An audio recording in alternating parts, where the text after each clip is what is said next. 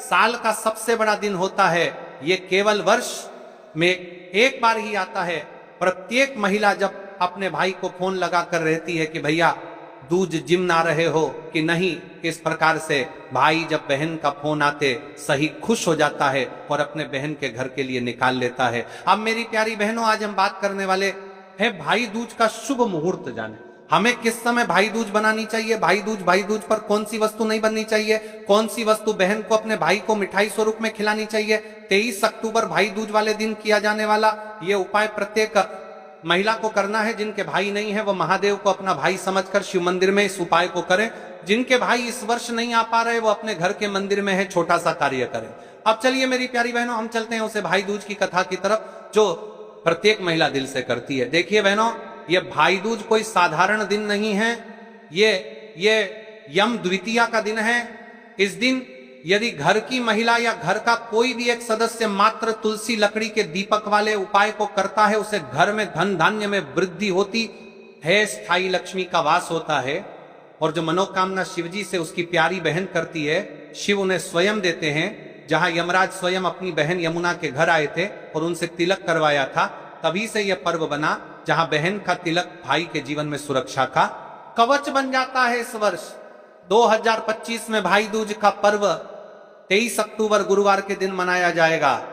द्वितीया तिथि प्रारंभ होगी 22 अक्टूबर रात 8:17 पर और समाप्त होगी 23 अक्टूबर रात 10:46 पर।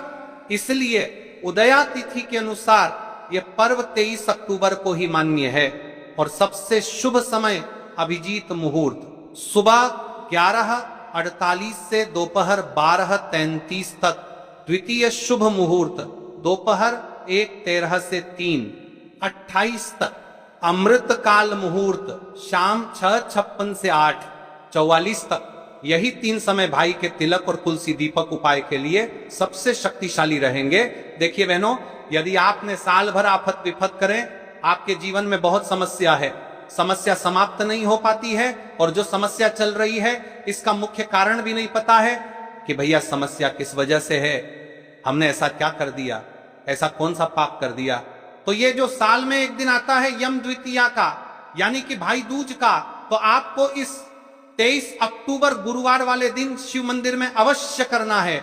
इस उपाय को जिस भी घर की महिला इस उपाय को करते हुए शिवजी से यह विनती करेगी, उसके जीवन में चल रही सारी समस्या समाप्त होगी। यह साल का सबसे पवित्र दिन होता है, एक बहन और शिवजी का संवाद होता है। इसलिए प्रत्येक बहनों को मैं कह रहा हूं, इस उपाय को अवश्य कीजिए। अब आप सोचेंगे भाई दूज के दिन तुलसी की लकड़ी का दीपक क्यों? तो सुनिए, तुलसी देवी लक्ष्मी का जीवित स्वरूप मानी जाती है, लेकिन बहुत कम लोग जानते हैं कि तुलसी की लकड़ी में अग्निदेव का निवास होता है। और जब उस लकड़ी से दीपक बनाया जाता है तो वह दीपक न सिर्फ प्रकाश देता है बल्कि कर्मों की अंधकार को भी जलाता है।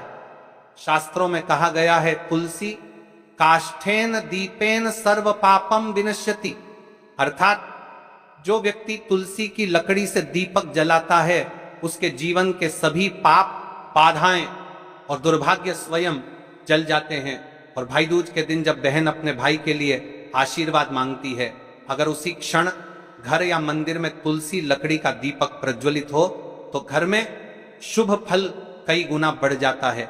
यही कारण है कि आज हम इस उपाय को भाई दूज तुलसी दीपक उपाय कह रहे हैं। इस दिन का विशेष रहस्य यह है कि भाई दूज को यम और लक्ष्मी दोनों सक्रिय रहते हैं। लक्ष्मी जी समृद्धि का द्वार खोलती हैं और यमराज रक्षक बनकर जीवन की आयु को स्थिर करते हैं। ऐसे में जो व्यक्ति इस दिन तुलसी दीपक जलाता है वह अकाल मृत्यु, चाण, दरिद्रता और दुर्भाग्य से मुक्त हो जाता है।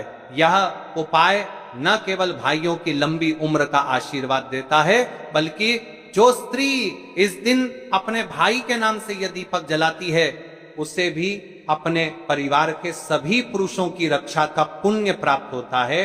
और अगर कोई व्यक्ति भाई न होने के कारण यह पर्व नहीं मना पाता तो वह तुलसी के पौधे के सामने दीपक जलाकर भगवान विष्णु और यमराज का नाम लेकर यह उपाय कर सकता है। ऐसे व्यक्ति के घर में भी लक्ष्मी का स्थायी वास होता है। जो भी व्यक्ति इस उपाय को करेगा उसके घर में धन और सौभाग्य का प्रवाह बनेगा। भाई या परिवार के पुरुष सदस्यों की आयु में वृद्धि होगी। विवाह में विलंब या पारिवारिक तनाव समाप्त होगा। घर में रोग और दुर्भाग्य की नकारात्मकता दूर होगी।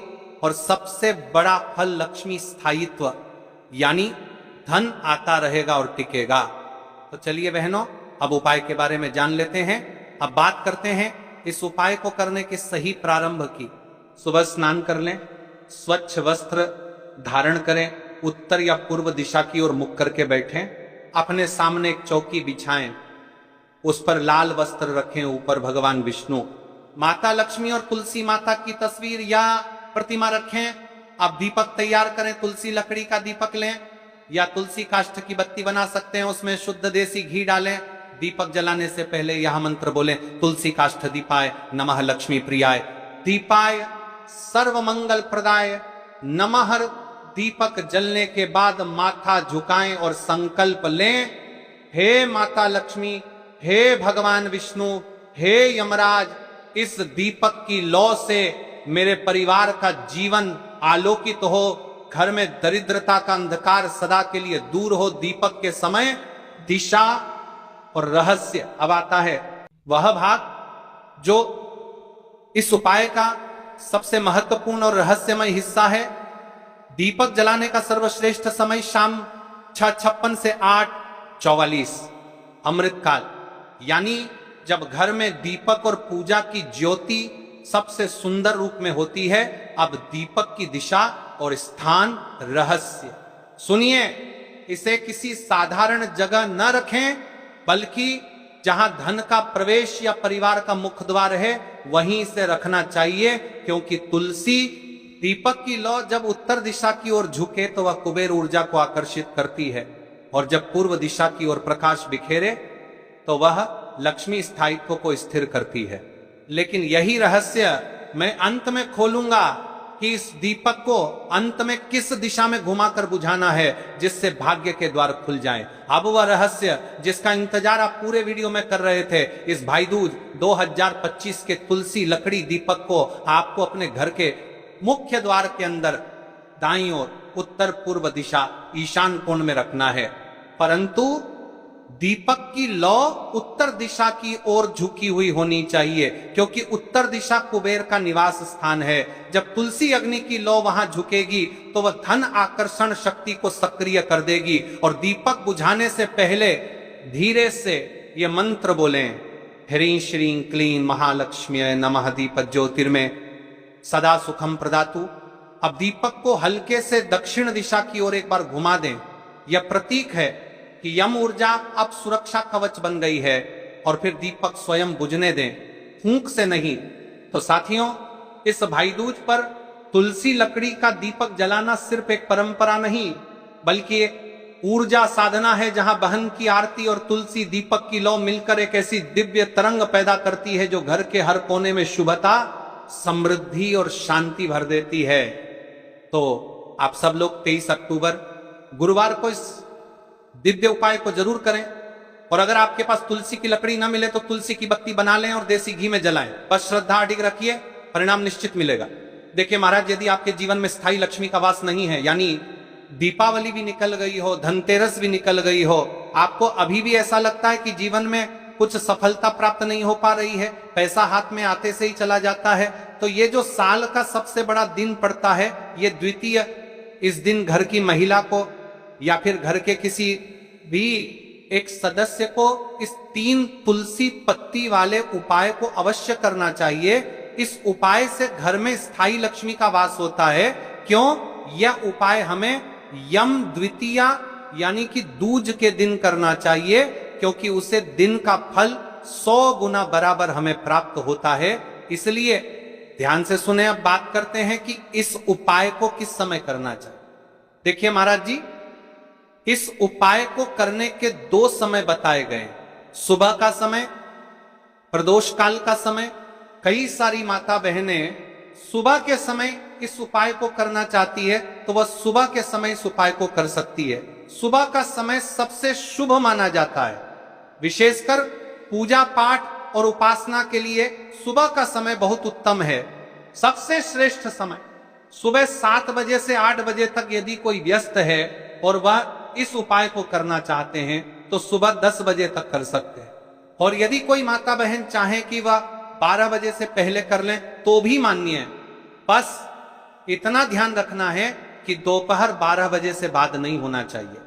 अब देखिए महाराज की बात कर लेते हैं प्रदोष काल के समय के बारे में। प्रदोष काल का समय दूसरा श्रेष्ठ समय है प्रदोष काल। प्रदोष काल का अर्थ है संध्या के समय का वह विशेष मुहूर्त, सबसे श्रेष्ठ समय शाम 5 बजे से 6 बजे तक। यदि इस समय न हो पाए तो रात 8 बजे तक कर सकते हैं, लेकिन याद रखिए 8 बजे के बाद ये उपाय न करें।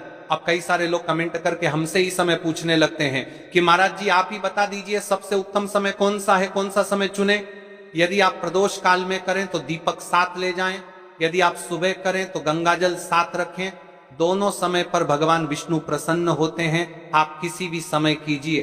अब देखिए बात कर लेते हैं इस उपाय की सामग्री के बारे में कि इस उपाय के लिए आपको क्या क्या सामग्री चाहिए।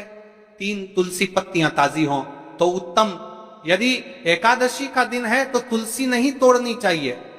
ऐसे में घर में रखी सूखी तुलसी पत्तियां भी उपयोग में ली जा सकती हैं। यदि आपके घर में तुलसी का पौधा नहीं है तो आप किसी पड़ोसी या परिचित से ले सकते हैं। देखिए भगवान विष्णु को हल्दी अत्यंत प्रिय है, तो अब हमें हल्दी लेना है। 1 चुटकी हल्दी, रसोई घर की हल्दी चलेगी, शुद्ध हल्दी का प्रयोग करें। अब इस उपाय को करने के साथ में हमें एक दीपक भी लेना है। महाराज जी ठीक है, एक दीपक, लंबी बत्ती का दीपक प्रदोष काल में करने पर दीपक अवश्य जलाएं। थोड़ा सा गंगाजल सुबह के समय करने पर गंगाजल का उपयोग करें। भगवान विष्णु की प्रतिमा या चित्र, भगवान विष्णु, श्री राम या श्री कृष्ण की प्रतिमा रखें।